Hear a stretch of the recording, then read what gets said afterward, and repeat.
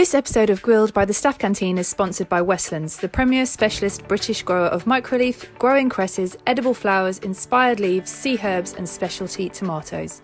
Visit www.westlandsuk.co.uk to find out more. Welcome to Grilled. I'm Cara, editor of the Staff Canteen, and each week myself and my team bring you a new chef interview to download. In this episode, Deputy Editor Tanny talks to Ben Wilkinson from Michelin-starred The Cottage in the Wood. She spoke to the chef about working at a Michelin level within a family-owned restaurant, how he and his team have had to adapt to the constraints of a small kitchen, and how this has allowed them to focus on the essentials. Hi everyone, today we're talking to Ben Wilkinson, the head chef of recently Michelin-starred Cottage in the Woods in the Lake District. Hiya Ben, how are you? Hi, yeah, I'm great, thank you. It's good to speak to you. How does it feel then to be a Michelin-starred restaurant somewhere lost in the Lake District? Yeah, it's fantastic. I mean, we've been working away and trying to do things nicer and better all the time, and then you get this huge bit of recognition that you're doing it right. It's really good. And not just for me. I mean, it's great. It's great for the whole team, really. It's fantastic for us all. Yeah, I bet it is. I mean, by all accounts, you're a very good chef. The Michelin inspectors came and found you there.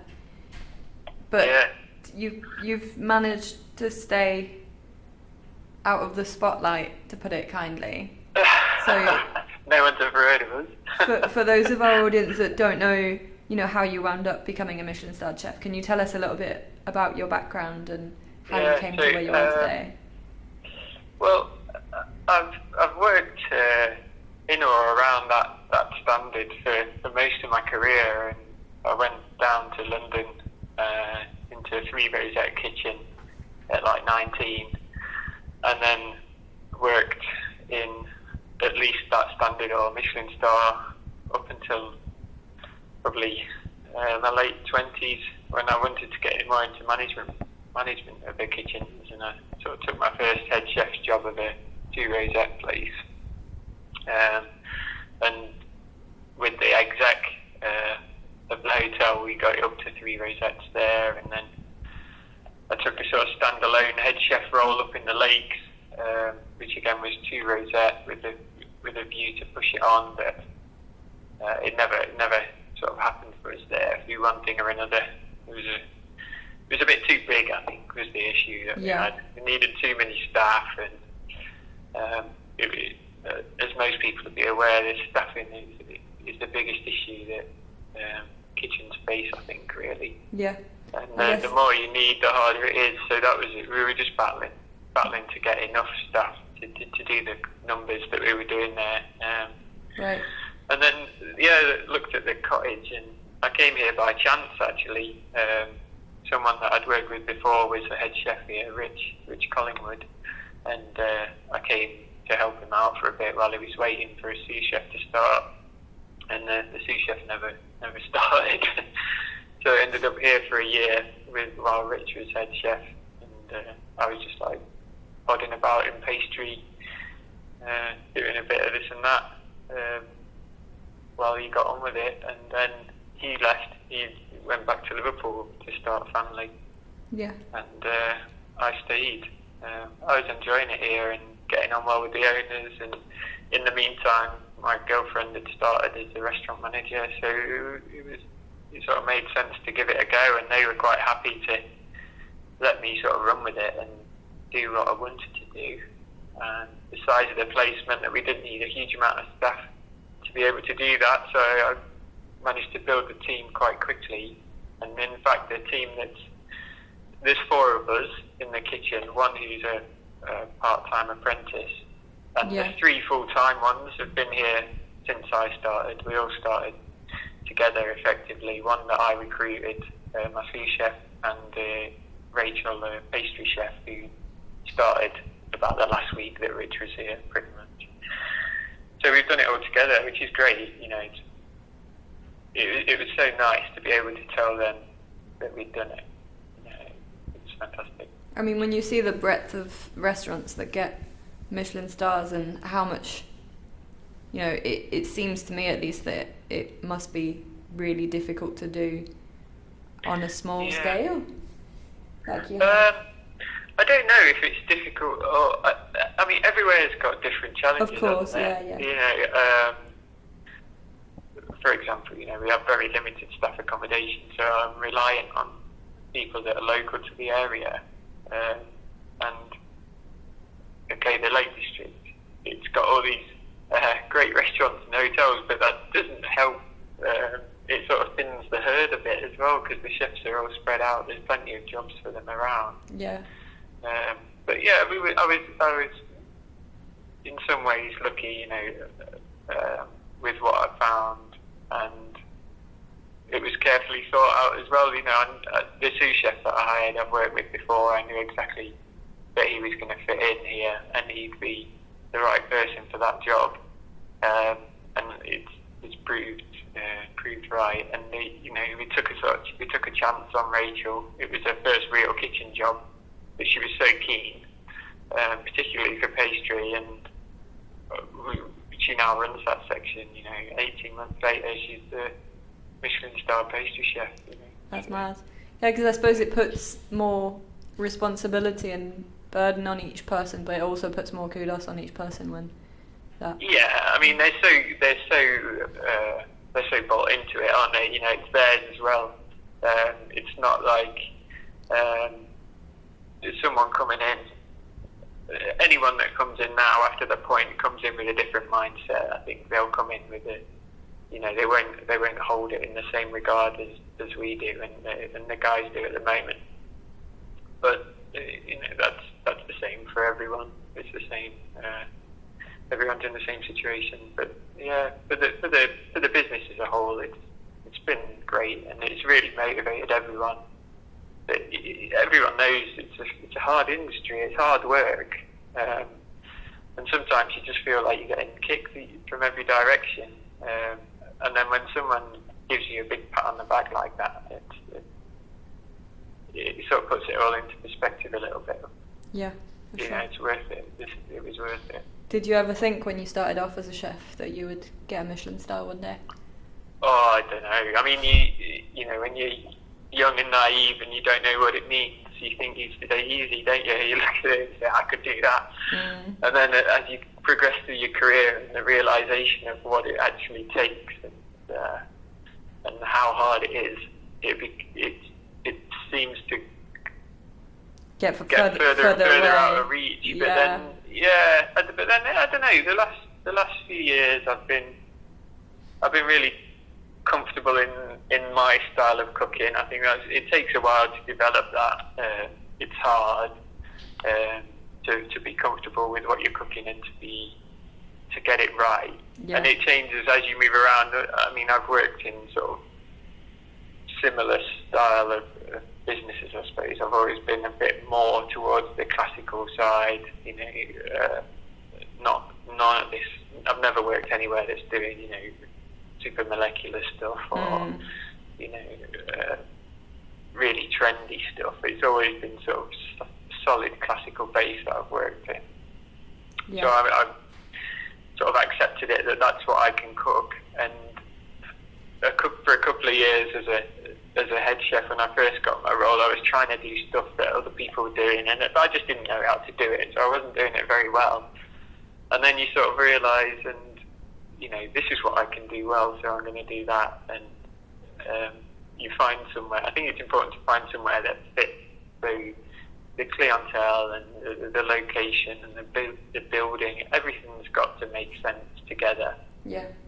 And then it just works. It just seems to work.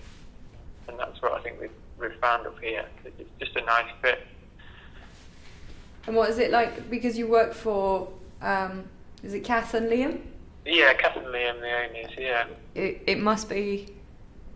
I don't know. It must feel like quite an important thing to be handling, because this is not just their livelihood, but in essence, it must be, you know, their brainchild. Well, it's their home. Yeah. You know, they live here.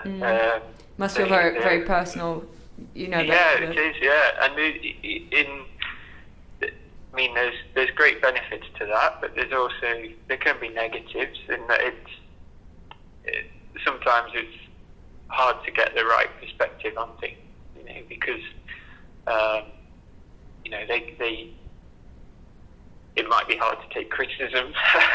Yeah. You're almost criticising someone's home, but it's still they're very good in sort of taking it on board, and there's huge benefits to them being here all the time. It's great. We can make decisions very quickly. We can respond to issues very quickly. I don't feel that I have to. If I make a decision about something in service, I don't have to then excuse that later on in a meeting and sort of justify it. It's very visible that why we did things at the time, and everyone's sort of happy that that's it, and there's good clarity there. Yeah. It's a good relationship to have. And, it's so nice that they how happy they were, to see how happy they were when we achieved the star.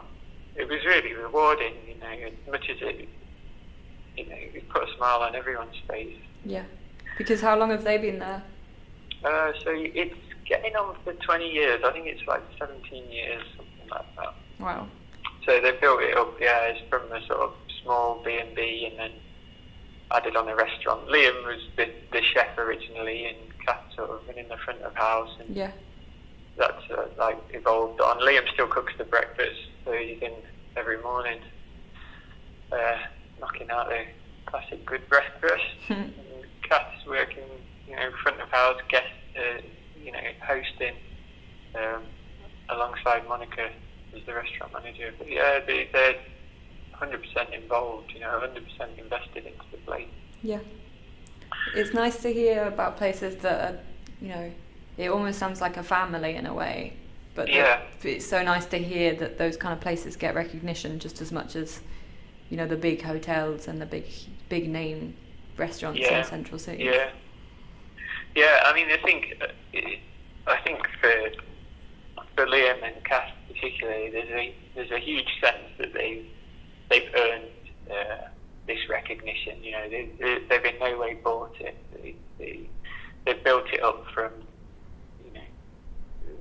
it's not fair to say nothing, because it was some level of business before, but they've built it up to get it to this level. Yeah. That then has allowed someone like me to come in and sort of push it over the edge, I suppose, push it over the final hurdle, and just get that recognition for them.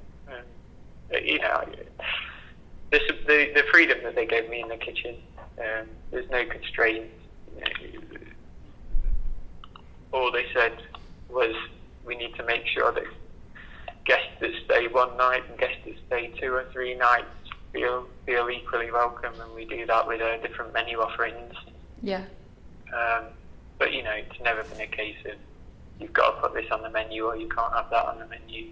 There was a certain framework of, they wanted it to be locally sourced and ethical, but we're not pushing anything to any extremes. Mm-mm. It's like a step away from owning your own restaurant.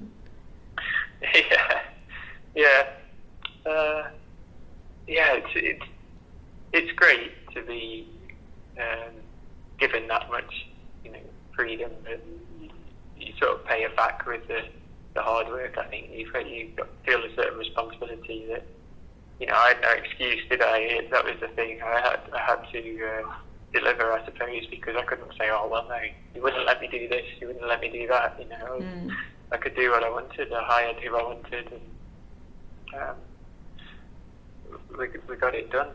Yeah. Within that framework, yeah. Well done. Would you ever consider having your own place? Is that something you think you'd like I one think day? everybody always considers it, don't they? Yeah. Daydream about it, and you think, we could have, I do this and I do that, but it's not always a reality for everyone, is it? No. You've got to take the best opportunities that come your way, I think, and there's no point thinking, I'd rather this or I'd rather that. I always think, make the best of the situation you're in, and Yeah.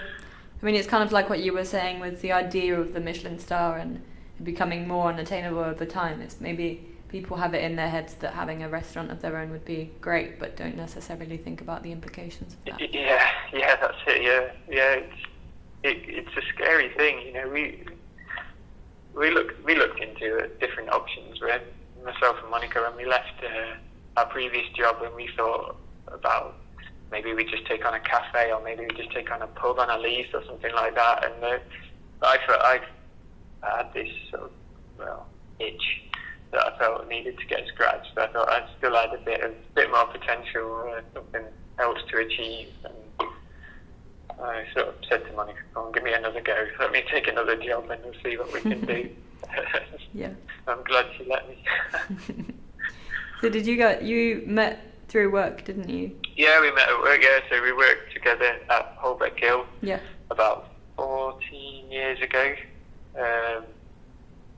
You know, and we've moved around, worked together, lived together ever since. And this industry is not great for relationships, is it? I don't think it can be a real struggle for It's people. not And I known don't for know if we'd have survived if we didn't work together. Then sometimes you think, oh, maybe you need a bit of distance. But we work. I love working with Mum. The confidence that I've got in her out front, it allows us to do what we do in the kitchen. And the same, I think, for her. She knows if there's an issue. If Mum comes into the kitchen and says she needs something now, I know she needs it now. If she's not messing about, there's nothing there, and I get it for her now. Yeah. The same for me. If I'm saying that this needs to go now, this needs to be sent now, she'll do it, and she knows I'm not messing about. And, we're all pushing for the same thing ultimately. And, yeah, but you exist on like your relationship is, you exist on an intimate level, so you understand each other. Yeah, and it's great as well because you can vent a little bit. Yeah. Like a safe vent. You can. They understand. You can really let it out, and we have quite a drive. We drive home. We've got quite a journey home. To get home, it's like 40 minutes. So usually it's all out and all cleared up by the time we get home. Oh. So, yeah. Oh, it's good as well that you've not got to do that journey alone. Probably saves you from it. Yeah, we take it in turns on the driving, and get a kick sometimes, get an early night by sleeping on the way home. Mm-hmm. Yeah. Would you not consider living closer? Yeah, we have, but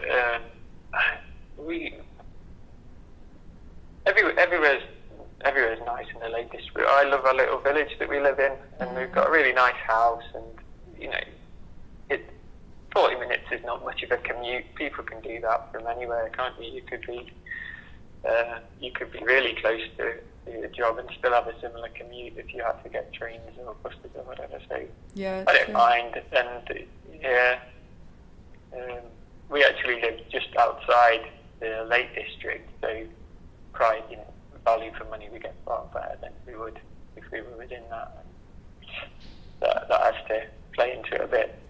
Yeah, for sure. Do you think that you both working together, although it has its advantages, do you have a family life? Like, I don't know if you have kids. Is that something that's on the card? No, we don't have kids. No, I don't think I'm mature enough for that. I don't think I've got space for that sort of commitment. But I don't know how chefs do it, to be honest.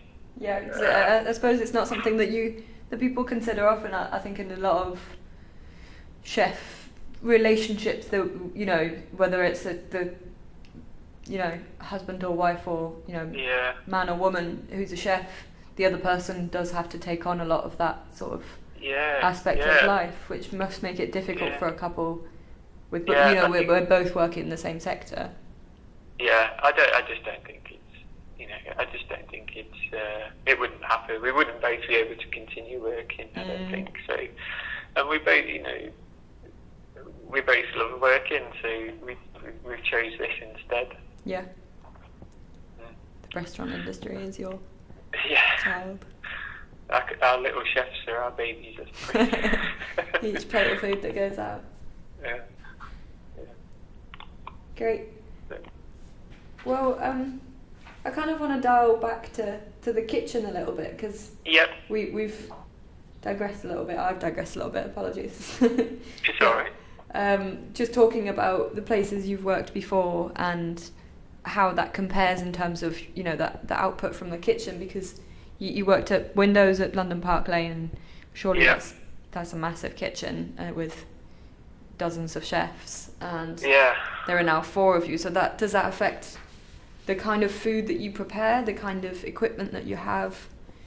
Yeah, I mean we've got it's a small team and it's also a small kitchen. Yeah. So obviously that factors into it. Yeah. You know, I can fit 5 plates on my pass, so that's it's sort of, you have to take that into account when you're designing dishes. We can't have anything that takes a long time to plate up.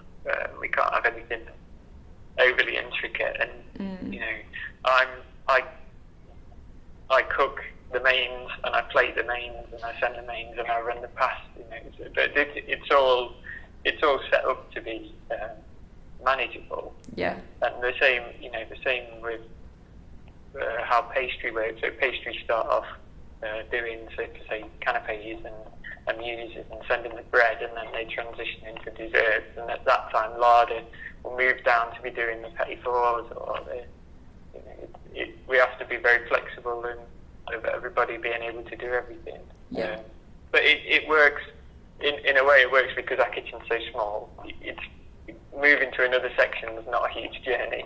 You know, you can be on 2 sections at once just by turning around, and there you are. You're on the other section.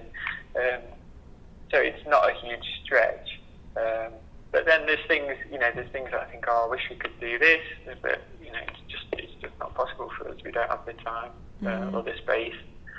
But I mean, you don't get hung up on that. That's what I think. Like, don't get hung up on wishing you could do that or do that. Just do something else instead. You can do something just as nice. You know, and there's things that we'd love to do. Like, I really like tray service, for example. I like the plates to be carried out to the table on a nice tray, but you can't get through the door to the kitchen with the tray in your hand, so we don't do it. You know, but it doesn't have a negative impact. And you know, I could get upset about it, but what's the point? It's not going to make the doorway bigger. No. So how is it affected in terms of what you do? The food that you do prepare, how has that impacted it, and what does it kind of look like? Well, the main thing was we had to strip everything down to sort of the bare necessities of what that dish needed. Like, for one constraint or another, whether it was time or equipment or whatever, and looking at everything in that with a view of, does that need to be there? Do we need to do that? Through everything, we look at it at prep, like, do we need to dice it? Can it just, could it be just cut? Do we have to cut it at all? Do we need to have 2 of them? Could we have 1? Everything, and we simplified the food, and then sort of built it back up. And I think we do perhaps more prep. We've got quite a heavy prep load, and then in services, it's not. Service isn't a hard service. You know, as long as the prep was done right and everybody got through that, the service is quite simple. Everything's already in place, and that's a time and space constraint. We do, when we're set up for service, there's nowhere to prep. You can't do this. It has to be done. You have to be ready for service because the kitchen's completely overhauled for service and set up in a way that stops you from prepping again. So you have to be organised and ready. But in a way, it sounds like that analysis and that that organisation that made you be so methodical is actually played in your favour, and that's given you that sort of sense of everything has its place. Clarity to the food, really, and you know, it was great for me to read what the Michelin said about, you know, showing restraint, and because it was hard for me. There was things that I wanted to do, and I was like, oh, we could do it, but it's going to ruin us. You know, we're not going to get through service if we've got to do this. And so we just didn't do it. And then for them to pick up on that almost, and to say it was the right decision. Yeah. That was great. And yeah, it gives you confidence that you made the right decision, because that's the biggest thing, is you just don't know. You don't know if you're doing the right thing. I mean, you believe you are. Yeah. But you don't know. And our guests were enjoying it. We were getting great feedback from our guests. Yeah. Since I started. And before that, you know, guests were happy anyway. We didn't turn anyone. When I took over from Rich, we didn't turn anyone off from the business. People that had been coming kept coming. Yeah, which is something you don't necessarily think about, but keeping your regular, well, I suppose they're not regulars in the strict It's system. just maintaining the reputation, you know. It built a good, solid reputation. The Cottage in the Woods was known as somewhere that was, you know, rubbing shoulders with the best places in the lake. Yeah. And quite rightly so. You know, even going back before that, the chef before, Chris, who'd got the first time got the 3 rosettes here, and he was getting great recognition for what he was doing. And it was just building on that, and you know, I sort of have to thank those guys for getting us looked at. You know, Michelin were already interested in the Cottage in the Wood before I started, and it was just a case of building on it even more, pushing it on a bit more. Yeah. It's interesting though, because I mean, like I mentioned at the beginning of the interview, it's difficult to find information about you. So you haven't had, you know, critics come and see you recently. So Michelin have an awareness of you without having had that much sort of media coverage. Yeah. I think it's something that they do really well, I think, and I don't know if a lot of chefs are perhaps aware of how closely they're following people and keeping an eye on what they're doing. And sometimes you think they don't know, but maybe they do. But the first inspection that we had, and we sat and talked with the inspector, and he knew my career, he knew where I'd been, and he sort of asked a couple of pointed questions about why I'd made certain decisions. But I had reasons, I had answers, and it was really good. And this, you know, speaking to people at the awards ceremony, you know, and them saying, you know, we're always watching, we're always looking at people. It kind of adds to the cloak and dagger sort of. Yeah, just a little bit, but you know, the information is there, I suppose, and it can be found. But no, we didn't have media attention on us. You know, no one picked us as one to watch or anything like that. No one was talking about us, and that was great. You know, I don't know. There's some places maybe that get talked about every year that they should get a star and they never do, and I wonder how it affects them. But luckily we were just, you know, came out of nowhere, I suppose, a little bit for a lot of people, and it was a good impact for us. Yeah, you were just plodding along and. Yeah, we're just getting on with it, you know, just doing what we thought was right, doing what we thought was the correct thing to do for our business, and it worked out. Really. Yeah. And looking to the future, what are the next steps for you? Have you got any projects in the pipeline? Is there anything that you want to, a direction in which you want to see the kitchen there evolve? Or are you just going to keep plodding where you are? No, we just keep, I mean, we're not going to make any huge changes. It would be crazy to change course, anything. yeah. We've obviously got formula that's working, and it's not just about a formula that can win awards. I'm not talking about that, but we've put the businesses in a great position where we're busy, and people that come are happy and want to come again, and that's what we build on. And the awards that come help that. You get awards and more people come, but if they don't personally like it, they're still not going to come back. It doesn't matter if you got 1, 2 or 3 stars. If they didn't enjoy what you did, they wouldn't come back. Yeah, if anything, it sets an expectation, which that was something that we were maybe concerned about, is that we always felt that perhaps we over-delivered against people's expectations. When people thought, the Cottage in the Woods is going to be okay, and they come and they're like, wow, it's actually good. And now people perhaps come thinking it's got to be good. So we don't have that anymore. We don't have that sort of surprise that we had before. But not everyone knows. 1 star compared to another star is different. So we're still getting good feedback. People are still coming and saying, it's well deserved.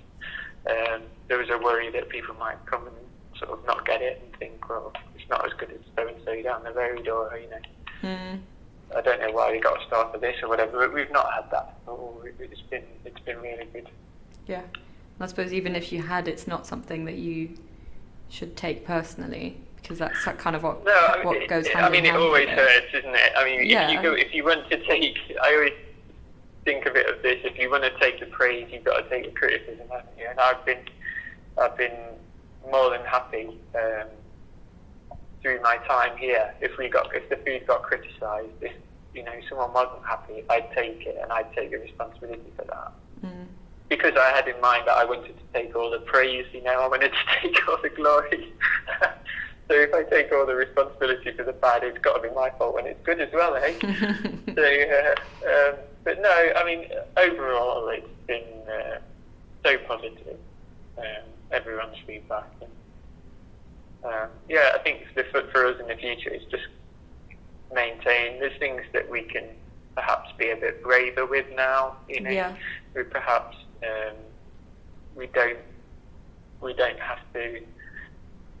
Maybe we don't have to play it safe. We can be a little bit bolder and say, we are putting that on the menu because we believe it's good, and we've been proven in the past that our decisions are right, and we can perhaps be a little bit, more adventurous maybe. But we're not. It's not going to change immensely. The key thing is good produce cooked properly, and we'll just keep doing that. There won't be any huge changes, I don't think. We spoke about, maybe we could look at going, just tasting menu or this and that. But we've got it set up nicely where we've got the tasting menu and we've got a choice menu that runs alongside it, and that plays well to our residents who come. A lot of people do come for 2 or 3 nights because of our location. It's not somewhere that you necessarily go just for 1 night, I don't think. And we have to offer that, but as a lot of restaurants do, particularly in the lakes, they've either got that or they've got a second food offering that they can have to keep people's interest over a longer stay. But, It's good that you've managed to create something that's appropriate to where you are, rather than just be stubborn about what you want to make it. Yeah, that's it. It's got to work, hasn't it? It's got to fit. There's no point, trying to shoehorn in something that's just not right. And it's something that you do. You can cook a dish that's perfect in one restaurant, and you move to another restaurant, and it's just not right anymore. The dish is the same, but everything else has changed, and it's a huge part of the experience. Is everything, isn't it? In its context. Yeah, exactly. We've got elements from the forest on the menu. We're using Douglas fir, and we're using wood sorrel, steps, and you can almost see them out the window as you're eating it. It makes sense that we're doing that. Yeah, it adds to the story. In the same way that the best fish and chips you'll ever eat is when you can see the sea. Isn't it? Yeah. The best fish dish is when you can smell the ocean. Yeah. It just seems to make it all work together better. Yeah. Yeah. Well, we're looking forward to seeing the direction in which you take it in the future, irrespective of whether that's a big overhaul or a continuation. Sounds like it's paid off. Yeah. I mean, we there's a little bit. It's a little bit terrifying when you get the star and you think, wow, we've got to keep this up now. And at first it was, I found it a little bit scary. I was thinking about new dishes putting on the menu, and I'm thinking, well, it's got to be better. But then age has given me a certain perspective to look at things. It's like, well, no, we got it for what we were doing. We were doing it right. We don't have to do it better now because we got a star. We got a star because of what we were doing. All we've got to do is carry on what we were doing. There's too many sort of made up theories, I think, of like, you've got to do this or you can't get a star if you do that, and it's proven time and time again that it's just not true. No. If the food's good enough, if everything's right, you'll get a star, and if it's better than that, you'll get more. But I don't think there's anything. You can't say, oh, we didn't get one because we haven't got the right glasses or we haven't got the right cutlery or something. I think chefs can get a bit caught up in or equipment even. I don't have a package yet. I didn't need one to get a star. But the chefs out there that think that's what's holding them back, maybe. And they're hung up on the fact that it's the fact that they're cooking on gas and not induction anymore. And we've done it on gas. I've got a 6-burner and a solid top. We didn't need a new induction kitchen to get a star. It would have been nice. It might have been easier, but we didn't need it. And that's it. We just carry on what we're doing. Yeah. I suppose it's easier to handle your pride if you've got external circumstances to blame. Yeah. I don't know if it. But there's so many myths, isn't there, about Michelin and what they look for and this and that, and I think it's sometimes you can get caught up in it, I think, and say, you make these excuses, but there's plenty of places that have proved that all you've got to do is do it good. Yeah. And you get a star. It's not about £1 million kitchen. It's not about 50 quid plate. It's just about quality and correct technique, and that'll get it. And consistency and focus. Yeah. Great. Yeah. Well done again. Congratulations. Thank you very much. Yeah. Thank you for taking the time to speak to us today. It's been great. Thank you. Bro. We hope you enjoyed this interview, and if you have any comments, feel free to tweet us or comment on the post. We're making all of our interviews available to download. And finally, if you like what we do, whether it's our podcast or our videos or even our features, please head over to our Patreon page and support us there. This episode of Grilled by the Staff Canteen is sponsored by Westlands, the premier specialist British grower of microleaf, growing cresses, edible flowers, inspired leaves, sea herbs and specialty tomatoes. Visit www.westlandsuk.co.uk to find out more.